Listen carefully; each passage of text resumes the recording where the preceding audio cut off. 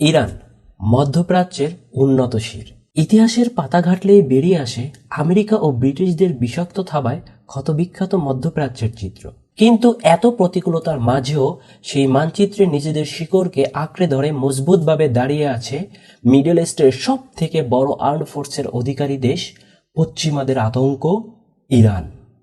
যেহেতু সব থেকে বড় বললাম, কপালে একটু চিন্তার ভাঁজ তো আসবেই, কারণ বর্তমানে যতগুলো গ্লোবাল ইস্যু রয়েছে তার ভেতর সব থেকে উত্তেজনাময় ও ভয়ঙ্কর ইরান আমেরিকা সংঘর্ষ।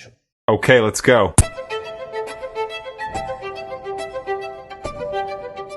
গ্লোবাল ফায়ারের তথ্য অনুসারে ইরানের সামরিক অবস্থান বর্তমান বিশ্বের 16তম।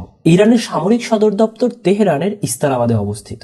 ইরানের সেনাবাহিনীর সর্বাধিনায়ক বা কমান্ডার ইন চিফ হচ্ছেন ওই দেশটির যিনি রাষ্ট্রনায়ক তিনি, অর্থাৎ আয়াতুল্লাহ আলী খামেনি। মারা যাওয়ার আগ পর্যন্ত তিনিই ছিলেন ইরানের কমান্ডার ইন চিফ।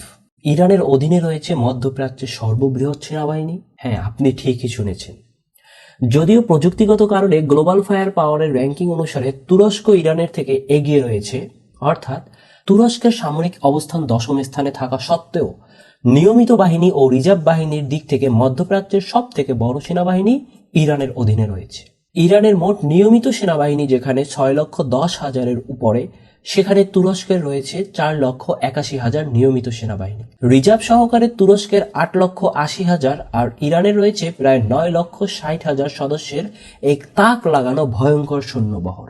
এর ভেতর সব থেকে চমকপ্রদ বিষয় হচ্ছে ইরানের সামরিক খাতের উল্লেখযোগ্য যে দিকটি আমাদের নজরে আসে, তাদের নিজস্ব অস্ত্র উৎপাদন পদ্ধতি বা ডোমেস্টিক উইপেন ম্যানুফ্যাকচারিং সিস্টেম। তাদের অস্ত্র ভাণ্ডারের 70%ই সরবরাহ হয় অভ্যন্তরীণ অস্ত্র কারখানাগুলো থেকে। শুধু নিজেদের জন্য উৎপাদনই নয়, 2000 সাল থেকে তারা অস্ত্র রপ্তানিতেও বিশ্বের বুকে নিজেদের সফল আত্মপ্রকাশ ঘটায়। কিন্তু ইরানের সবচেয়ে বড় দুর্বলতা হচ্ছে তাদের পরমাণু শক্তির উপর বৈশ্বিক পরাশক্তিগুলোর নিষেধাজ্ঞা। এমনকি বহির্বিশ্ব থেকে অস্ত্র আমদানিতেও তাদেরকে মানতে হয় কঠোর বিধিবদ্ধ নিয়মাবলী।